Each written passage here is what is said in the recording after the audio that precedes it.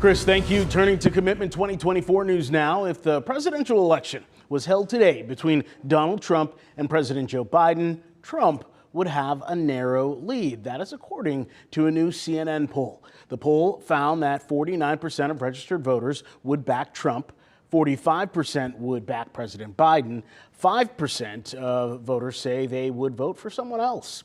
However, if the election were between President Biden and former South Carolina Governor Nikki Haley, she would have the advantage with 52% support.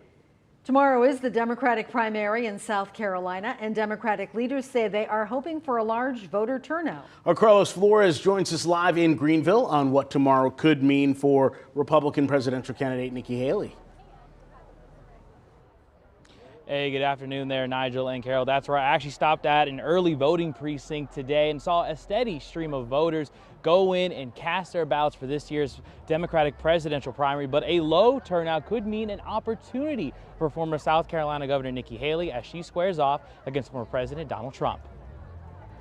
President Trump kicked it off right here in our great state of South Carolina. Today, congressmen, state, and local leaders took to the podium to send a clear message ahead of the Republican presidential primary. It's to send a message. We are going to vote Trump overwhelmingly on February 24th. Again, we're wasting money, we're wasting time. We need to have all of our efforts pointed at the Biden administration. South Carolina Democrats are also making their final push. It's important that we show our support to the Democrats that are running in this primary, and that we show everybody that Democrats are energized. But how could the Democratic primary affect former South Carolina Governor Nikki Haley? So some of those people who don't vote tomorrow might be voting for Nikki Haley in the Republican primary, but some of them might just have other things to do. In a race that's not competitive, we know that the voter turnout goes down. In 2020, about 16% of registered voters voted in the Democratic primary. And while Democrats hope for an even stronger showing, it could mean a window for Haley. People feel very strongly one way or another about Donald Trump, and they are willing to move to the Republican Party just to vote against him. That's what most Democrats are looking at. Whether Nikki Haley could hold those voters in a general election, that's a completely different matter.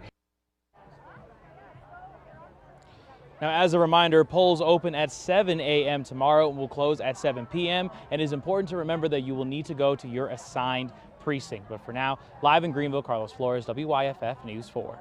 Thank you, Carlos. With just over 3 weeks to the GOP primary, former South Carolina Governor Nikki Haley will spend the next several days campaigning in the state. Tonight, she is holding a rally in Lancaster. Sunday, she will be in Charleston. And Monday, Haley will be in Spartanburg at Indigo Hall. That rally starts at 6 o'clock. Meanwhile, Vice President Kamala Harris made a final push to voters this afternoon in Orangeburg. The vice president visited South Carolina State University.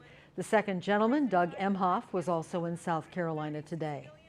Remember, WYFF News 4 is your home for Commitment 2024 coverage. You can always find the latest news and results on WYFF4.com and the WYFF4 mobile app.